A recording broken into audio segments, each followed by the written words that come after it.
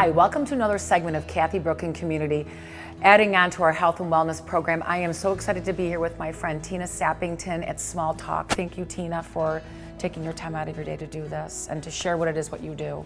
Oh, Please it's my so pleasure. Thank you for coming. Yes. You are in our happy place. We are so excited that you're here. We work with kids anywhere between the ages of 14 months and 14 years that have speech, language, or occupational therapy needs. Many people think about us as speech therapists. That's the commonality. That's what people associate our job with. Correcting speech sounds, L's, lisps, the R's that sound like you're from the East Coast. But that's actually a little piece of what we do. The bigger piece that I'd like to talk about today is the language component. There's really two parts. There's the receptive piece, meaning what you take in and understand and comprehend.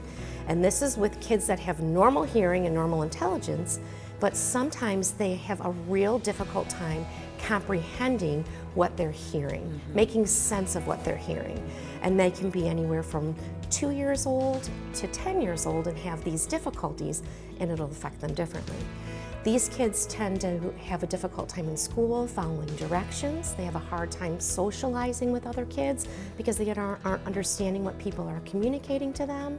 They are kids that have difficulty learning in the beginning stages, the preschool and kindergarten stages, because they're having a hard time understanding and making sense of what they hear.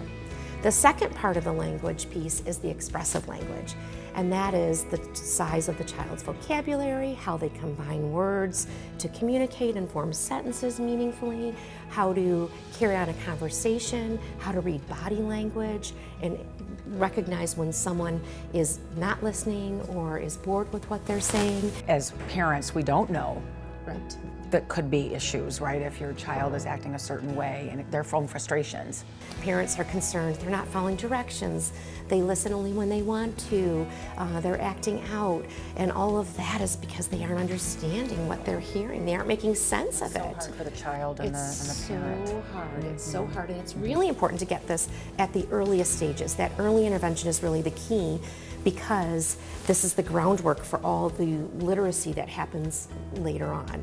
So that language literacy piece is a really good connection that needs to be made early. Well, and I have to say, this resource, I wish it was around when we were raising our children, that I could have shared what you do with many people that I know that needed some assistance. So thank you so much, Tina, for giving us the opportunity to introduce what it is that Small Talk is about in this community. It's so important, and it's so conveniently located right here on Southfield Road, just north of 13 Mile. We'll put the website on at the end here, and thank you again for everything that you do to help our children. Thank you so much. And parents. Yes. And parents. Yes.